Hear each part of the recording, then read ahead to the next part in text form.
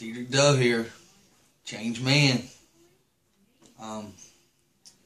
Just want to share something with y'all. This is a scripture that hit me pretty hard when I found it in the Bible when I read it. It says, it's Hebrews chapter 12,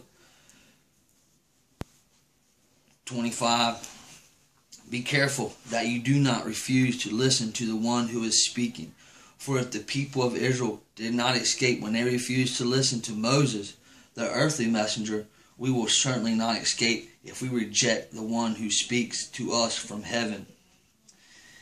And that kind of hit me hard because I had a girlfriend, Nikki. A lot of people know about her. For 2.5 years we dated, and I loved her a lot. And it was, when I got here to the program, I was praying over her every day. I was like, Lord, I want to be with her. I want everything to work out. And I was so caught up in her, and I was writing letters, and had her picture in my Bible. I'd break out her picture every day, look at it. I'd write letters. And the boys that were graduating the program, the boys that were quitting and leaving, I'd always make sure there's an envelope with letters to Nikki in it.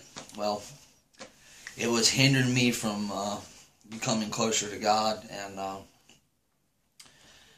God spoke to me through a couple church services.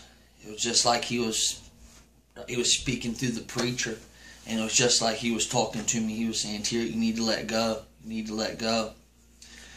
The first church service when he spoke to me, I just kind of brushed it off. I was like, that ain't right. I'm not going to listen. We're just going to let that ride, I'm going to see what happens, see if he tells me again. Well, no sooner as I did that, it weren't even a week later at the next church service. Same message, same thing. It was just like the preacher was speaking right to me. Same thing. And the church service, I was at the beginning of the church service. I remember it was the same thing. I said, well, I'm gonna let it ride. If he tells me again, I'll let it do it. Well, I didn't make it through the whole church service, and halfway through it, the Holy Spirit grabbed me, and something took place, and I said, all right, Lord, I give in, I'll do it. And I ripped up her picture and threw it away, and threw away the letters. Well, I prayed about it, and I tried to let go. Well, I didn't let go. And I slowly come back to, well, let me try to write her a letter, see if I can send this out to get to her, Well, I was on my face praying in devotions one night, and I didn't know nothing about fasting or anything, so God was telling me to fast the next day. So I was like, okay, Well, the next morning I got up and I ate breakfast. After I ate breakfast, I felt convicted. I said, daggone, maybe I really was supposed to fast, Well, I had devotions after breakfast that morning, and it was the same thing while I was praying. It came into my mind I was supposed to fast. I said, okay, well, at lunchtime, the day before I've been in Matthew, reading Matthew, and I just finished chapter 5 and got to chapter 6.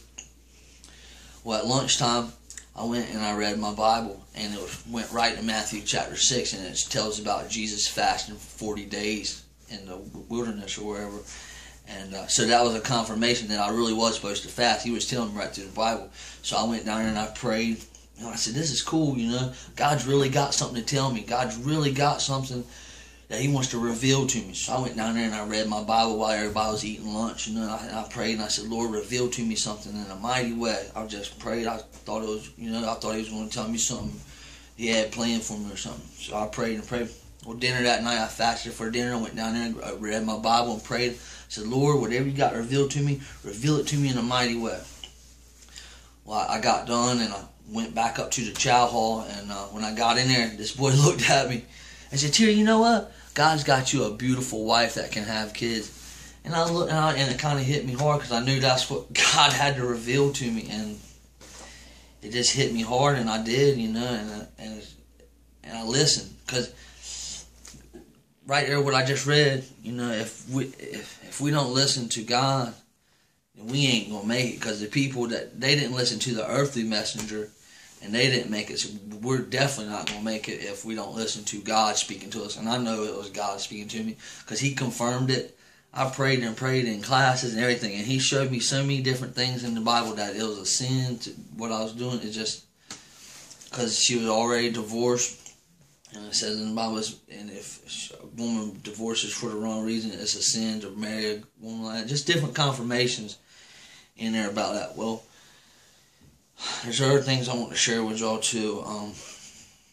I just thank God every day for Him keeping His righteous right hand on me, because there's so many times that I could have died. My mom watched me fall out in the backyard one day. She watched my eyes roll back into my head and fall right out dead in the backyard. She come in there and prayed for me, and God's got a serious plan for me, because I should have been dead quite a few times. I've flopped like a flounder and everything else, but God had His hand on me, didn't let me die, because He's got some serious plans for me, and I just thank Him every day. And I just want to talk about this program I'm at here.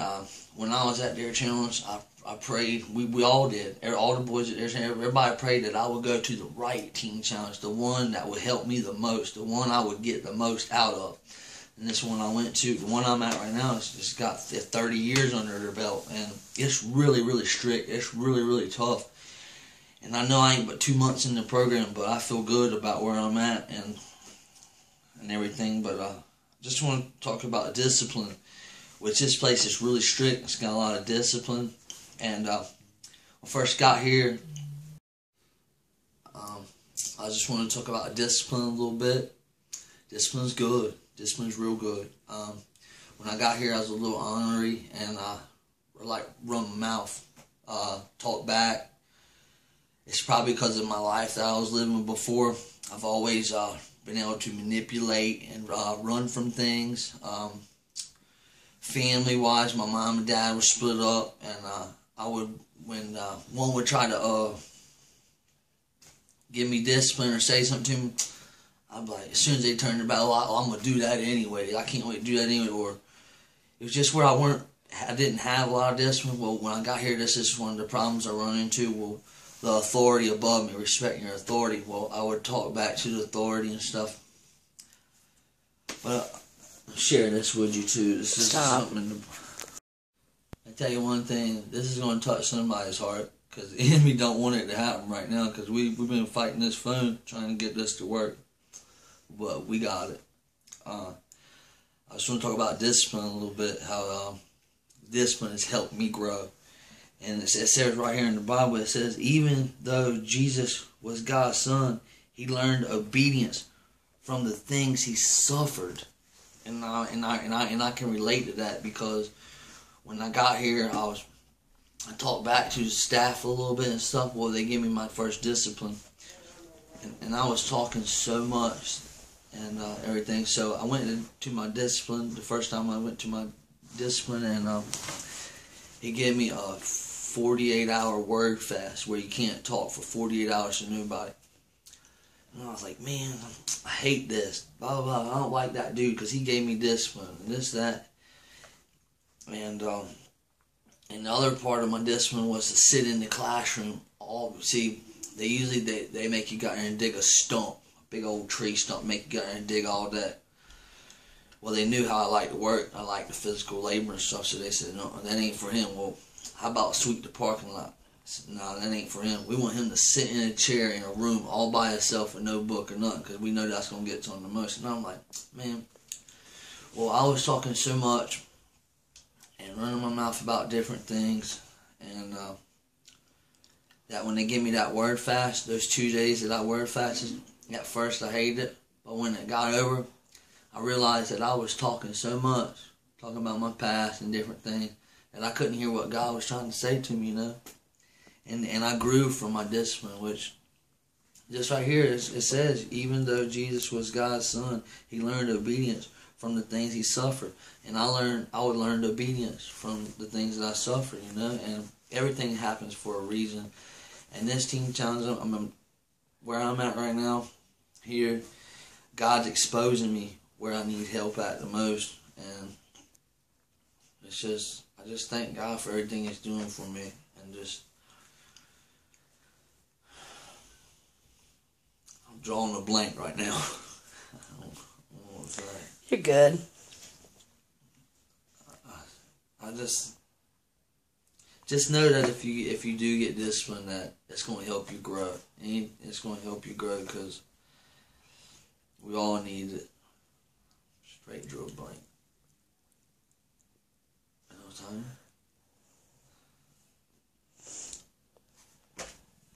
Better hit pause. There's another thing I want to share with y'all that the director shared with me up here. God's exposing me every day, like the little things that I'm having problems with, like talking back or lying or stuff. But the director was telling me about how the people that don't get disciplined, the people that fly under the radar, that when they get done with their program, they might complete it stuff, but the people that don't get disciplined and they fly under the radar, they I'm not saying they don't make it when they get in the world. That's what he said. He says, but they don't do as good. He says the ones that God exposes the most and gets most disciplined and try, you know what I'm saying? They're the ones that do the best when they come out in the world. They're the ones that are the strongest and get, you know, because they suffer and they learn obedience from their suffering. So, and I mean, I'm not gonna lie to you. It ain't all peaches and cream. It's hard. I've done good. I never thought I'd want to quit, but dadgummit, it came on me this Christmas while we're sitting up there, we're bored sitting around. That's why you should always keep yourself busy. Like when you got free time or something, you need to be reading your word or praying or just doing something, because it's not good. Idle hands are the devil. And I kept saying that during this Christmas when they had us up there. We're just sitting, you know, we didn't have nothing to do, and the enemy attacked me.